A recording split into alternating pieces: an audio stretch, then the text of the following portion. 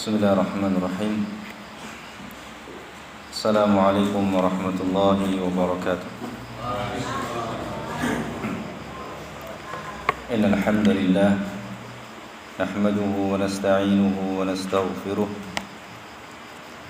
na'udzu billahi min shururi anfusina wa min sayyiati a'malina. Man yahdihillahu fala mudilla lahu wa man yudlil fala hadiya lahu. أشهد أن لا إله إلا الله وحده لا شريك له وأشهد أن محمدا عبده ورسوله اللهم صل وسلم على نبينا محمد وعلى آله وصحبه أجمعين أما بعد إخوة الإيمان رحمني الله وإياكم. Alhamdulillah, pada kesempatan malam hari ini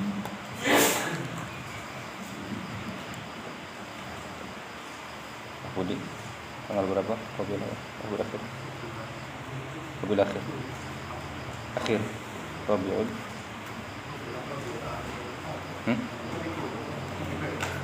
ini atau kemarin saya lupa ingatnya 11 November ya, 11 November 2023 ya. Kita bisa bertemu kembali pada kesempatan malam hari ini insyaallah. Mulai malam hari ini kita akan masuk pada pembahasan kitab tauhid ya, sampai 3 pekan ke depan sampai akhir bulan. Kemudian nanti kita akan masuk di fikihnya tadi di pekan pertama dan kedua insyaallah. Kitab tauhid yang kita ambil dari syarah Ustaz kita Ustaz Dr.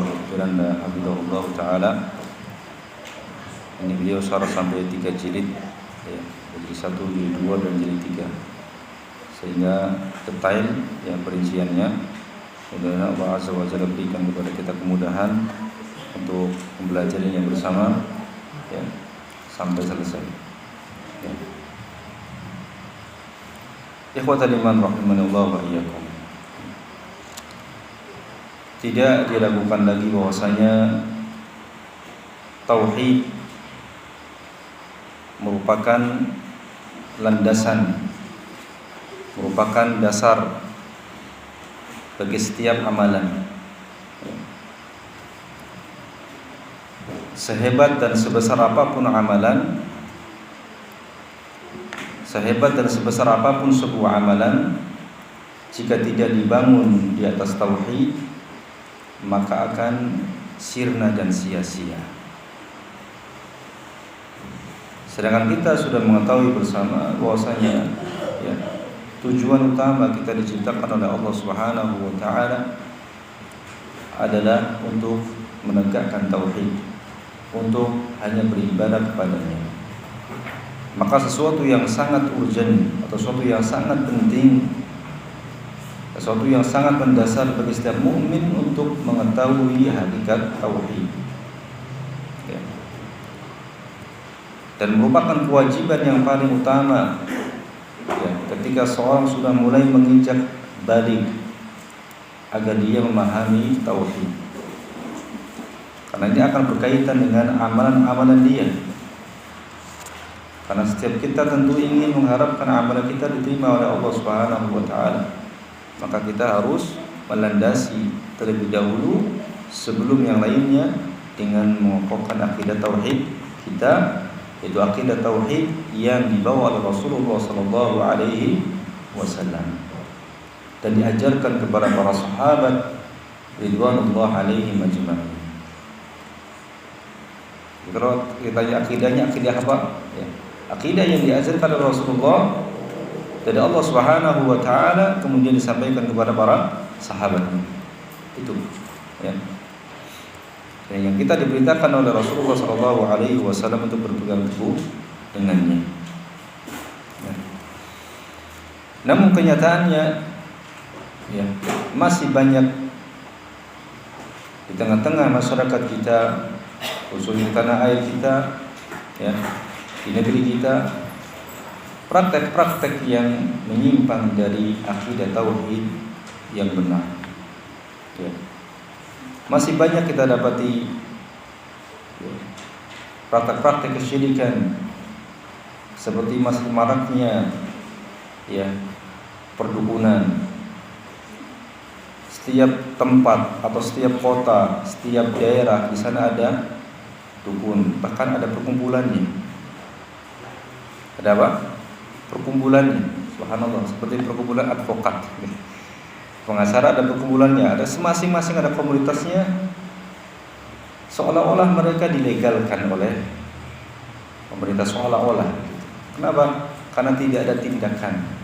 Ini berbeda dengan seperti negara Saudi khususnya, yang tukang dukun, tukang sihir itu mereka nggak bebas di sana. Bahkan mereka diburu, seperti diburunya para kriminal. Bahkan kriminal yang sifatnya penjarahan, pencurian, pembunuhan tidak lebih berat daripada kriminal karena sihir dan perdukunan. Di sana ada polisi khusus untuk memburu tukang sihir dan para dukun. Ini perkara yang berat berkaitan dengan kesyirikan. Ya. Kemudian juga masih banyak orang yang meyakini bahwasanya ada sebagian angka-angka sial, seperti angka 13 misalnya. Lalu kalau dapatnya di lift ya, itu nggak ada lantai 13 kan? Di apartemen diloncat angka 13, atau mungkin nomor-nomor ya kamar ya, lewat angka 13, atau di perumahan-perumahan itu nggak ada nomor 13, 12B, 12A misalnya ya. Padahal ini bukan dari Islam ya. Belum lagi masuk juga praktek-praktek sesajen kepada pohonan, bebatuan ya, di sawah-sawah, di ladang-ladang, di pegunungan-pegunungan ya, di lautan-lautan. Ini masih kita dapati, dan mereka menamainya dengan kebudayaan ya. Kebudayaan ya. Dan ada juga yang menyembelih untuk jin ya, menyembelih untuk penguasa gunung, menyembelih untuk penguasa lautan, dan yang sejenisnya ya. Dan di antara praktek kesyirikan yang lebih konyol lagi ya, adalah praktek kesyirikan ya dengan cara mencari berkah atau mengalap berkah dari seorang kiai yang disebut dengan Kiai Slamet. Yang mana ternyata Kiai Slamet ini adalah seekor kerbau, seekor kerbau putih yang diharap-harapkan kemunculannya, kemudian dikalap berkahnya. Dan bahkan mereka sebagian orang malah berkah dengan kotorannya.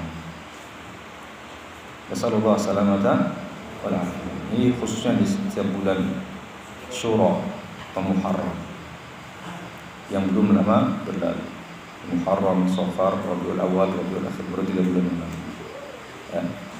Ini tentu sangat miris ya.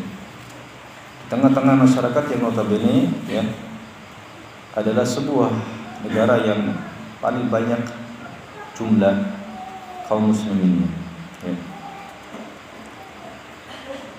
Belum lagi kemudian kalau kita menelusuri ikhwas sekalian, praktek-praktek meminta kepada penghuni kuburan ya, minta kepada mayit. Ditambah lagi semakin parah adanya sebagian dai yang mengajak kepada kesyirikan ini, memfasilitasi kaum muslimin yang awam yang tidak tahu apa-apa, difasilitasi hal-hal yang seperti ini, yang dengan nama-nama istighatsah dan semacamnya.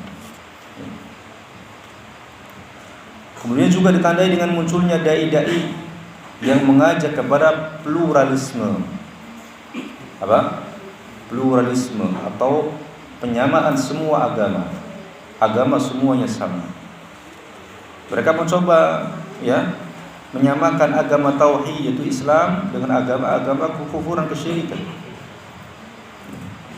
Mereka mengatakan bahwa semuanya tujuannya baik menuju surga Allah Subhanahu wa taala, hanya saja jalannya berbeda-beda. Ya, sebagaimana mereka mengatakan banyak jalan menuju Roma. Semuanya menuju kepada Tuhan yang Maha Esa, hanya saja caranya yang berbeda. Nah, dai-dai yang seperti inilah yang kemudian menyesatkan umat. Ya, yang telah diisyaratkan oleh Rasulullah SAW. Ya, mereka berdiri di depan pintu neraka jahanam. Siapa yang memenuhi panggilannya maka akan menceburkannya ke dalam api neraka. Ya. Apa sebabnya? Apa penyebab dari ini semua? Ya. Di antara penyebabnya adalah karena penanaman akidah. Ya, secara umum, ya, terutama akidah tauhid ini masih sangat kurang di negeri kita. Bahkan kalau kita lihat kurikulum pendidikan sekolah di luar, mohon maaf sebelumnya, ya, yang tidak menekankan pendidikan agama, jam pendidikan agama paling berapa? Jam dalam pelajaran agama 2 jam, 1 pekan. Dulu 3 jam pelajaran. Iya. Intinya minim, sangat minim. Sedangkan penanaman akidah ini, ikhwas sekalian, merupakan kunci untuk perbaikan akhlak. Perbaikan apa? Akhlak itu semua harus diawali dari akidah tauhid. Lihat kondisi para sahabat dahulu sebelum masuknya Islam, sebelum datangnya Islam. Orang kafir Quraisy sebelum masuknya Islam, mereka adalah manusia yang sangat jauh dari akhlak yang mulia. Bahkan mereka tega mengubur hidup anak perempuan mereka. Tapi kemudian datanglah Islam, mereka menjadi manusia yang paling mulia setelah para nabi dan rasul. Apa yang ditanamkan oleh Rasulullah pertama kali? Akidah tauhid. Ya. Akidah tauhid. Ya. Maka jika generasi kita tidak ditanamkan akidah tauhid yang benar, maka yang lainnya juga akan rusak. Karena akidah ini adalah pondasi dasar. Sebagaimana disebutkan dalam hadis Nabi SAW mengatakan, ala inna fil jasadi mudghah idza salahat salahal jasadu kulluh wa idza fasadat fasadal jasadu kulluh ala wahyal qalb. Ingatlah atau ketahuilah bahwasanya dalam tubuh kita ini ada segumpal daging yang jika dia baik maka baik seluruh anggota tubuh yang lain, dan jika dia jelek maka akan jelek seluruh anggota tubuh yang lain. Ketahuilah bahwa segumpal daging itu adalah jantung atau qalb. Dan letaknya akidah ini di sini, di qalb. Ya.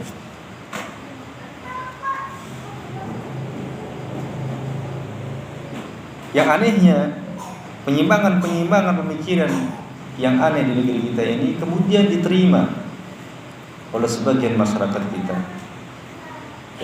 kaum muslimin. Di tanah air kita sudah berapa kali berulang-ulang ada orang-orang yang mengaku sebagai nabi. Terjadi berulang-ulang. Ada yang mengaku sebagai Nabi Isa yang turun. Ada juga yang mengaku sebagai Imam Mahdi. Dan lebih aneh lagi, ada saja pengikut mereka, ada saja kaum muslimin yang mempercayai hal tersebut. Ini kenapa? Karena dangkalnya pemahaman mereka, pengetahuan mereka tentang akidah yang benar. Sehingga pelaku kesesatan sesat apapun, sesuatu yang sudah gamblang, sudah jelas hukumnya dalam agama, karena dangkalnya akidah mereka, paham mereka tetap mengikuti kesesatan tersebut.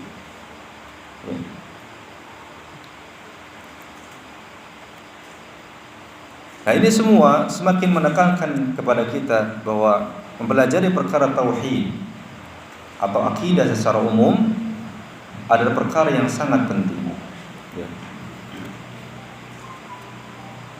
Adapun pernyataan sebagian orang yang meremehkan dakwah tauhid, ya, atau menganggap bahwasanya pembahasan tauhid ini adalah pembahasan yang kuno, pembahasan yang tidak relevan dengan zaman, ini tentu adalah pernyataan yang keliru dan berbahaya. Ya.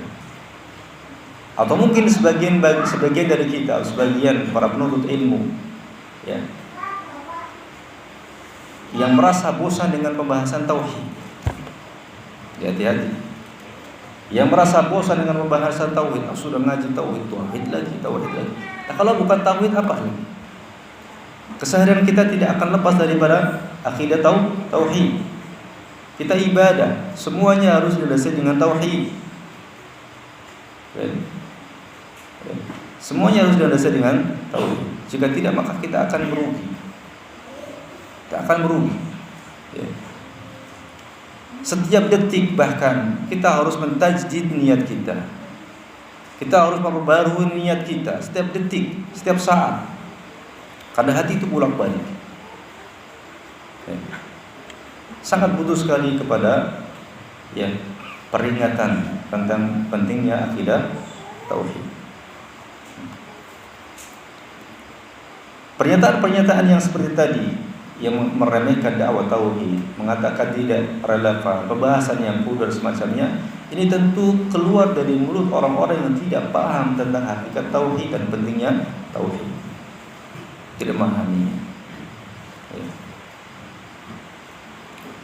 Tauhid, ya, sebagaimana yang hakikatnya disalahpahami oleh sebagian orang, itu bukan sekedar mengenal dan mengerti bahwasanya Allah Subhanahu wa taala adalah pencipta alam semesta ini.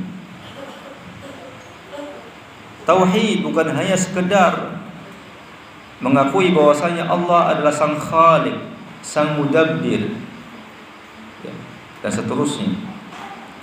Bukan sekedar meyakini wujudnya Allah Subhanahu wa taala, atau bukan hanya sekedar meyakini wahdaniyah, keesaan Allah Subhanahu wa taala. Ya, bukan hanya itu. Kalau demikian, orang-orang kaum musyrikin jahiliyah dahulu menetapkan itu semua. Orang-orang Nasara menetapkan itu, menetapkan wahdaniyah Allah Azza wa Jalla, yakni keesaan Allah. Hanya saja kemudian, ya, yang esa ini kemudian dibagi menjadi 3, yang orang juga enggak paham. Bahkan sebagian orang pemeluk agama mereka juga enggak paham. Ketika ditanya kepada pembesarnya juga enggak paham, atau tidak bisa memberikan penjelasan yang memuaskan. Bagaimana suatu yang satu kemudian menjadi 3? Ya. Rancu. Ya. Orang-orang Nasara, orang Yahudi, ya, meyakini semua bahwa yang menciptakan alam semesta ini adalah Allah Subhanahu wa taala, Tuhan yang Maha Esa. Mereka tidak meyakini bahwasanya Isa yang menciptakan atau Uzair yang menciptakan. Sama sekali tidak. Ya. Tapi mereka tetap tidak mendapatkan predikat Islam. Apa penyebabnya? Karena mereka mempersembahkan ibadah juga kepada selain Allah. Itu penyebabnya. Ya, mereka menyembah Nabi Isa alaihissalam. Mereka menyembah kepada Uzair. Ya. Mengatakan Uzair anak Allah, mengatakan Isa alaihissalam anak Allah. Ya. Jadi tauhid itu bukan hanya sekedar itu. Ya. Hanya sekedar meyakini bahwasanya Allah pencipta alam semesta. Selesai, tidak. Hakikat tauhid adalah bagaimana kita mempersembahkan ibadah kita hanya kepada Allah Subhanahu wa taala. Itulah hakikat agama Islam yang dibawa oleh seluruh nabi dan rasul. Seluruh nabi dan rasul membawa agama Islam, yang berarti mengajak semuanya kepada ibadah hanya kepada Allah Subhanahu wa taala. Ini harus kita yakini. Ini harus kita yakin. Kalau kita tidak yakin, kita akan goyah. Na'udzubillah. Sedangkan kita dituntut dan diperintahkan oleh Allah Azza wa Jalla untuk tidak mati kecuali dalam keadaan Islam. membawa akidah tauhid, ya. Maka buku yang ada di hadapan kita ini, kitab tauhid, ya, ini mempunyai arti yang sangat penting dan berharga, ya, agar kita mengetahui hakikat tauhid dan kemudian menjadikannya sebagai pegangan hidup, ya. Karena kita jika meninggal di atas akidah tauhid ini, maka kita akan beruntung. Insyaallah kita akan beruntung, ya. Dan itulah sebesar-besarnya nikmat yang Allah Azza wa Jalla berikan kepada kita di dunia ini, hidup di atas Islam dan mati di atas Islam. Hidup di atas Islam dan sunnah dan mati di atas Islam dan sunnah.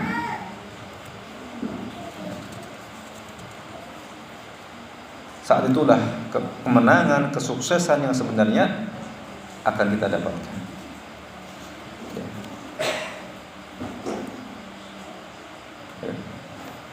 Kita belum ada yang sukses di dunia ini, belum ini, ya, belum. Ya, sebelum masuk surga tidak ada yang sukses. Ya. Faman zuhsiha 'anil nari wa udkhilal jannata faqad faz. Siapa yang dijauhkan dari api neraka dan dimasukkan dalam surga, maka dia telah sukses. Jadi kita hidup di dunia ini semuanya sama, belum sukses semua, belum. Ya. Tidak ada kata sukses belum kita, ya, masuk surga Allah Subhanahu wa taala.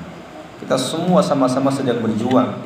Kita semua sama-sama sedang berjalan menuju Allah Azza wa Jalla, menuju kampung halaman kita, itu akhirat.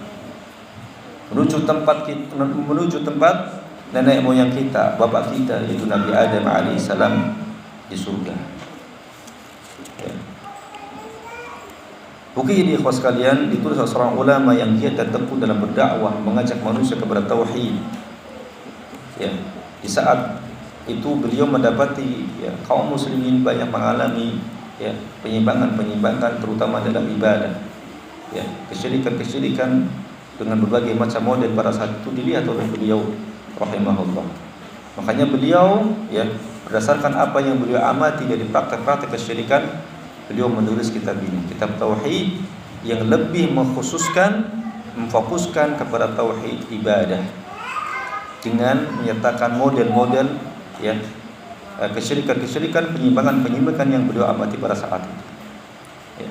Beliau adalah Syekh Muhammad bin Abdul Wahhab At-Tamimi rahimahullah, yang lahir di Uyainah, ya, tahun 1115 Hijriah atau 1703 Masehi, dan meninggal di Dir'iyah, ya, tahun 1206 Hijriah atau 1792 Masehi, dalam usia 91 tahun.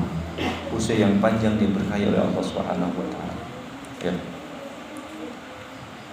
Tapi ikhwas sekalian, ya, kitab tauhid ini membahas secara khusus, ya, secara khusus tentang tauhid uluhiyah atau tauhid ibadah. Ya. Hal ini dikarenakan problem yang timbul di zaman, ya, itu, ya, ini berkaitan dengan tauhid ibadah. Ya. Tauhid ibadah. Ya. Jadi dalam kitab ini juga disinggung tentang tauhid rububiyah dan juga tauhid asma wa sifat, tetapi, ya, bukan sebagai pokok pembahasan. Pokok pembahasannya adalah tauhid ibadah. Keistimewaan kitab ini diantaranya, yang pertama, kitab ini ringkas dan padat. Ya. Berisi dari Al-Quran dan juga Sunnah serta perkataan para salaf. Isinya qala Allah, qala Rasul, qala sahabat atau para salaf. Ya. Ringkas dan padat. Oleh karenanya para ulama menyatakan bahwa metode Syekh Muhammad, ya, itu menyerupai metodenya Al-Imam Bukhari rahimahullah. Ya. Al-Imam Bukhari rahimahullah menyebutkan bab, ya, kemudian dalilnya. Menyebutkan bab kemudian dalilnya. Pun demikian Syekh rahimahullah seperti itu, ya, menyebutkan bab kemudian dalilnya, Al-Quran dan juga Sunnah dan juga perkataan salaf atau perkataan para sahabat. Ya. Jadi kitab yang ringkas dan padat. Isinya apa? dalil. Qala Allah, qala Rasul, qala as-sahabah. Ya. Kemudian yang kedua, keistimewaan yang kedua diantaranya adalah bahwa kitab ini menjelaskan secara detail tentang permasalahan tauhid uluhiyah. Menjelaskan secara detail, secara terperinci tentang permasalahan tauhid ibadah, ya. Dan macam-macam kesyirikan, baik syirik besar maupun syirik kecil, ya. Dan dengan sebab inilah maka sebagian ulama menilai bahwa kitab tauhid karya Syekh Muhammad ini, ya, adalah kitab yang terbaik, ya, kitab yang terbaik dalam masalah pembahasan tauhid uluhiyah atau ibadah, ya. Kenapa demikian? Hal ini dikarenakan, ya, para ulama sebelum beliau mungkin tidak mendapati model-model kesyirikan yang ditemui oleh beliau, ya. Tidak mendapati model-model atau tipe-tipe atau contoh-contoh macam-macam kesyirikan yang ditemui oleh beliau pada saat itu, ya. Sehingga dikatakan yang terbaik, ya. Oleh karenanya tulisan mereka, para ulama terdahulu tentang kesyirikan ini tidak sedetail dan seperinci Syekh Muhammad Ibn Abdul Wahhab, ya. Adapun pembahasan tentang tauhid asma wa sifat maka telah ditulis secara detail, secara terperinci oleh ulama sebelum beliau, ya.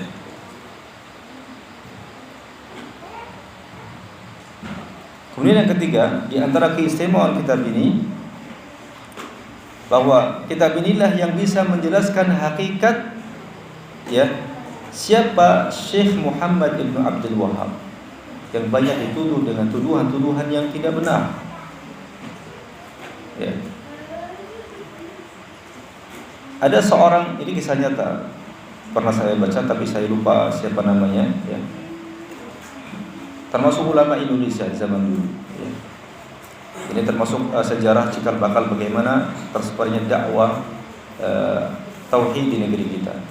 Pada saat itu ada seorang yang, ya,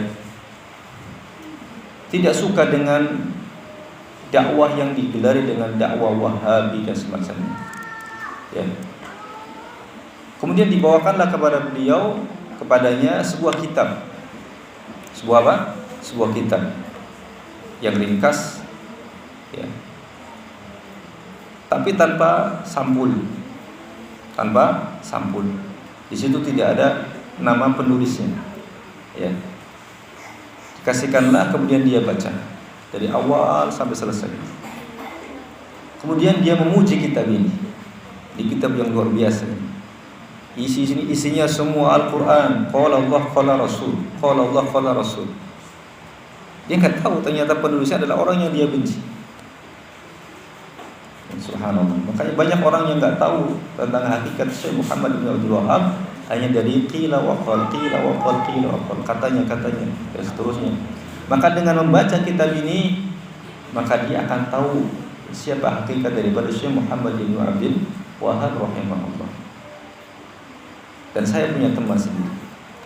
Saya punya teman dulu waktu kuliah di Mesir bareng, ya. Dan bahkan saya sering diskusi dengannya. Dia berasal dari Banten, ya, Pandeglang sana. Sering diskusi dengannya tentang permasalahan agama, hal-hal yang dia anggap sebagai sesuatu yang lumrah, sebagai sesuatu yang merupakan adat kebiasaan. Tapi saya bilang ini bukan adat kebiasaan, ya. Intinya, ya, dia pemahamannya dengan pemahaman yang pada umumnya, ya. Sampai kemudian akhirnya kita pulang dan kami pun, ya, satu pesawat pulang, dan berdampingan waktu itu qadarullah, ya, pulang bareng di Bandara Suta juga bareng turun, ya. Kemudian saya dijemput sama keluarga, dia dijemput sama keluarga, selesai. Sampai akhirnya pada tahun 2000, sekitar 2018 atau 19, ya, ketemu di Facebook. Akhirnya kita tukar WA dan kita komunikasi. Subhanallah, ternyata dia sudah rujuk kepada manhaj salaf, ya. Saya tanya, kenapa ceritanya? Kata dia, saya diminta oleh seorang mahasiswa untuk menerjemahkan kitab tauhid. Saya diminta oleh mahasiswa untuk menerjemahkan kitab tauhid Syekh Muhammad. Ya, maka mau nggak mau saya baca dari awal sampai akhir, dan saya tidak mendapati hal yang menyimpang. Semuanya qala Allah, qala Rasul, qala Allah, qala Rasul. Subhanallah. Allah yang membolak-balikan hati manusia. Ya. Lalu kemudian dia mendapatkan hidayah itu, alhamdulillah. Ya. Ya, berdakwah di kampungnya. Ya. Mudah-mudahan Allah Azza wa Jalla kuatkan ya beliau dan juga kita semua di atas dakwah yang hak ini. Amin ya rabbal alamin. Karena kita tidak tahu namanya hati itu berubah-ubah. Ya. Nah, jadi semua ya yang menuduh beliau dengan tuduhan-tuduhan yang tidak benar ya sebagai pendiri dakwah Wahabi dan semacamnya ya, maka kitab ini yang bisa menjelaskan apa itu hakikat Wahabi. Apa itu hakikat daripada dakwah yang diusung atau yang dibawa oleh Syekh Muhammad ya. Karena banyak orang yang menuduh dakwah ini dengan dakwah dengan tuduhan-tuduhan yang tidak benar ya, untuk menjauhkan kaum muslimin dari dakwah yang hak ini. Dan tentu laqab ini bukan dari kaum muslimin. Laqab ini berasal dari musuh-musuh Islam ya, para penjajah yang ingin menjauhkan kaum muslimin dari agama mereka ya. Tapi ikhwas sekalian, azani Allah wa iyyakum. Sekarang kita masuk ke pembahasan dari kitab tauhid. Asy-Syaikh rahimahullah ya menamai kitab ini dengan Kitab Tauhid. Kitab At-Tauhid. Judul dari kitab ini yaitu Kitab Tauhid. Ini menunjukkan bahwa tujuan dari sang penulis rahimahullah dari awal sampai akhir ini menjelaskan tentang tauhid ibadah. Menjelaskan ya tentang tauhid ibadah. Dari penamaan kitab tauhid. Penjelasan tentang definisi ibadah, syarat-syaratnya, keutamaan-keutamaannya, ya, penjelasan tentang definisi tauhid maksudnya. Definisi tauhid, syarat-syaratnya, keutamaan-keutamaannya, dalil-dalilnya, buah-buahnya, konsekuensi-konsekuensinya, serta penyempurnaannya. Ya. Dan juga menjelaskan lawannya yaitu syirik secara detail, secara terperinci. Ya. Tauhid sendiri ya adalah bahasa Arab. Ya, tauhid ini bahasa Arab, secara bahasa berasal dari bahasa Arab ya, dari kata wahada yuwahhidu tauhidan. Jadi masdar dari fi'il kata kerja wahada yuwahhidu tauhidan. Wahada artinya menjadikan satu atau mengesahkan. Mengesahkan, menjadikan satu. Mengesahkan Allah Subhanahu wa taala. Dan istilah tauhid ini telah disebutkan dalam sunnah-sunnah Nabi sallallahu alaihi wasallam. Istilah tauhid telah disebutkan dalam ya, hadis-hadis Nabi sallallahu alaihi wasallam. Di antaranya ya sabda Nabi sallallahu alaihi wasallam kepada Mu'adz bin Jabal ketika beliau mengutusnya ke Yaman. Ya. Nabi mengatakan kepada Mu'adz bin Jabal radhiyallahu anhu, "Innaka sata'ti qauman ahla kitab." Ya. فَإِذَا جِئْتَهُمْ فَادْعُوهُمْ إِلَىٰ أَنْ يَشْهَدُوا أَنْ لَا إِلَٰهَ إِلَّا اللَّهُ وَأَنَّ مُحَمَّدًا رَّسُولُ اللَّهِ. Sesungguhnya engkau akan mendatangi sebuah kaum dari ahli kitab. Jika engkau datang kepada mereka, ya, maka serulah mereka untuk ya bersaksi bahwasanya tidak ada ilah yang berhak untuk diibadahi dengan benar kecuali Allah, dan bersaksi bahwasanya Muhammad adalah utusan Allah. Ya. Kemudian dalam lafaz yang lainnya Nabi mengatakan faliyakun awwala ma tad'uuhum ilaihi ibadatullah. Maka hendaknya yang pertama kali kamu seru kepada mereka adalah beribadah hanya kepada Allah. Dalam lafaz yang lainnya atau dalam riwayat yang lainnya, falyakun awwala ma tad'uuhum ila an yuwahhidullaha. Falyakun awwala ma tad'uuhum ilaihi an yuwahhidullaha. Maka hendaknya pertama kali yang kamu suruh kepada mereka adalah agar mereka mentauhidkan Allah. Dalam riwayat yang lain, falyakun awwala ma tad'uuhum ilaihi tauhidullahi. Maka hendaknya yang pertama kali kamu suruh kepada mereka adalah mentauhidkan Allah.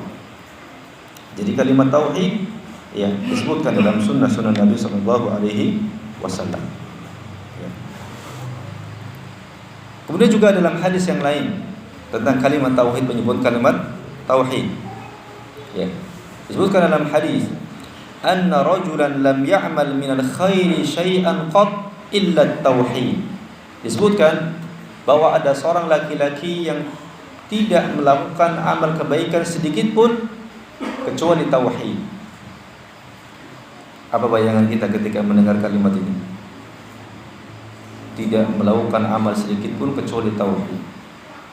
Berarti tidak beramal sama sekali kecuali mempersembahkan ibadah hanya kepada Allah, meninggalkan sholat, meninggalkan zakat, meninggalkan puasa. Lah, tidak demikian pemahamannya. Ya. Pemahamannya dijelaskan oleh para ulama, maksud dari lam ya'mal minal khairi syai'an qat, yakni ala tamam wal kamal, ala wajhi tamam wal kamal. Ya, maksudnya tidak mengerjakan amal kebaikan sedikit pun dengan bentuk sempurna. Dengan bentuk apa? Sempurna. Masih banyak kekurangan-kekurangan di dalamnya dalam dia beramal. Ya. La ala ma aujaba alaihi wa amara bihi, bukan maksudnya ya meninggalkan yang wajib atasnya dan apa yang diperintahkan kepadanya. Ya. Tapi mengerjakan amal itu tidak dengan sempurna. Ya. Falamma hadrathul wafat, ketika dia didatangi oleh kematian, qala li ahlihi, maka dia berwasiat atau berkata kepada keluarganya, idza ana mittu fakhudhuni wahruquni, jika nanti saya mati, ambillah saya dan bakar saya. Ambil saya dan bakar saya. Hatta tad'uni humamatan, sehingga aku menjadi gosong. Ya. Summa hanuni, kemudian girislah aku sehingga menjadi debu. Ya. Summa dzuruni fil bahar, kemudian lemparkan debu tersebut di lautan pada saat fi yaumin rahin, di sana ada angin yang berhembus sehingga terbang debunya kemana-mana. Ya. Qal, Nabi mengatakan fa fa'alu bihi dzalik, kemudian keluarganya melakukan apa yang diwasiatkan oleh bapaknya itu. Qal, Nabi bersabda, fa idza huwa fi qabdatillah, tiba-tiba dia berada dalam genggaman Allah Subhanahu wa taala. Ya, Allah Maha Kuasa untuk menjadikan dia kembali. Ya, walaupun sudah menjadi debu, ini terbangkan di tengah lautan kemudian entah kemana. Allah Maha mampu. Ya. Qala, kemudian Allah berfirman, berkata kepadanya, qala, Nabi bersabda, faqala Allah azza wa jalla, kemudian Allah berkata kepadanya, ma hamalaka ala ma sana'at, apa yang menyebabkanmu melakukan ini? Apa yang menyebabkanmu melakukan ini, memerintahkan keluargamu untuk melakukan ini semua? Apa jawabannya? Qala makhafatuk, saya melakukannya karena takut kepadamu, takut dengan azabmu. Dalam riwayat yang lain, khasyatuk, karena takut kepadamu, khasyah. Ya. Qal, ya, kemudian Nabi berkata, fa ghafarallahu lah, maka kemudian Allah mengampuninya. Allah mengampuni orang tersebut. Ya. Syekhul Islam Ibnu Taimiyah mengatakan bahwa ya, jahilnya seseorang dalam perkara, di sebagian perkara yang detail, ya, ini orang ini jahil terhadap perkara bahwasanya Allah Maha mampu untuk menghidupkan dia walaupun dia telah dibakar. Ya. Tapi dia jahil. Ya. Dan dia melakukannya karena takut kepada Allah Subhanahu wa taala, maka kemudian Allah mengampuninya dan dia membawa tauhid. Bahwa apa? Tauhid. Tidak menyekutukan Allah Subhanahu wa taala sedikit.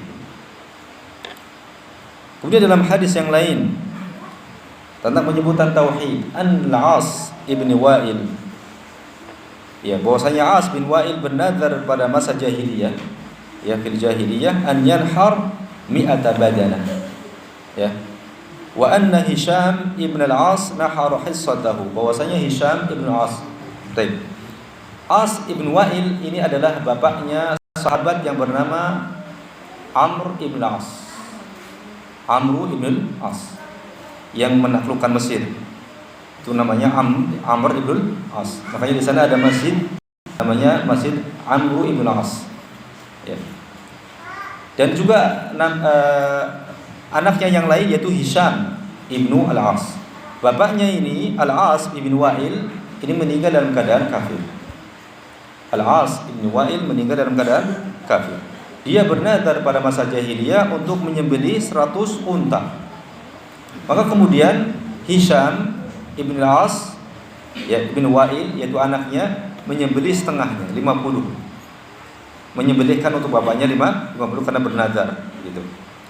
Wa anna Amran, adapun Amr, anak yang lainnya lagi, Amr ibn al-As, bertanya kepada Nabi sallallahu alaihi wasallam tentang hal ini, tentang nazar ayahnya ini, ya. Faqal, maka Nabi menjawab, amma abuka falau kana aqarra bitauhid fasumta wa tasaddaqta anhu nafa'ahu dzalik.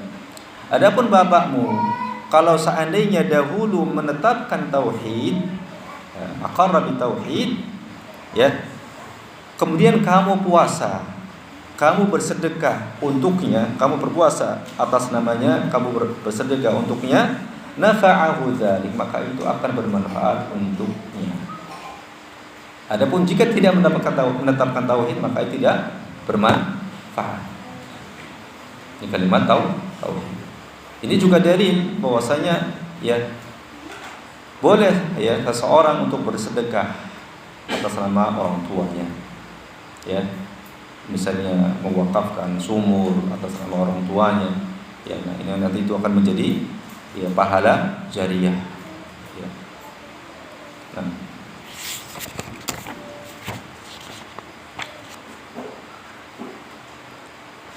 demikian juga para sahabat menggunakan istilah tauhid sebagaimana datang dalam sebuah hadis, di antaranya fa'ahalla bitauhid, kemudian mereka, ya, bertahlil, fa'ahalla yakni bertalbiyah, maka Nabi pun bertalbiyah, fa'ahalla bitauhid, maka Nabi pun bertalbiyah dengan tauhid, labbaik Allahumma labbaik, labbaik la syarika laka labbaik, innal hamda wan ni'mata lak wal mulk la syarika lak. Ini talbiyah tauhid, berisi tauhid, ya. Jadi istilah tauhid ini bukanlah istilah yang baru, ya, oleh karenanya para ulama menulis buku-buku yang mereka beri judul Kitabut Tauhid, ya, seperti At-Tauhid karya Ibnu Khuzaimah, wafat tahun 311 Hijriah. Ada juga At-Tauhid karya Ibnu Mandah, wafat 395 Hijriah. Al-Imam Al-Bukhari membawakan hadis Mu'ad bin Jabal di atas dalam sahihnya dalam Kitabut Tauhid, dalam bab ma jaa fi du'a'in Nabi sallallahu alaihi wasallam ummatahu ila tauhidillah tabaraka wa ta'ala, ya, hadis-hadis tentang Nabi menyeru umatnya kepada bertauhid kepada Allah Subhanahu wa taala, ya. Nah, ini berkaitan dengan istilah tauhid yang disebutkan dalam hadis-hadis dan juga perkataan para sahabat radhiyallahu taala anhum.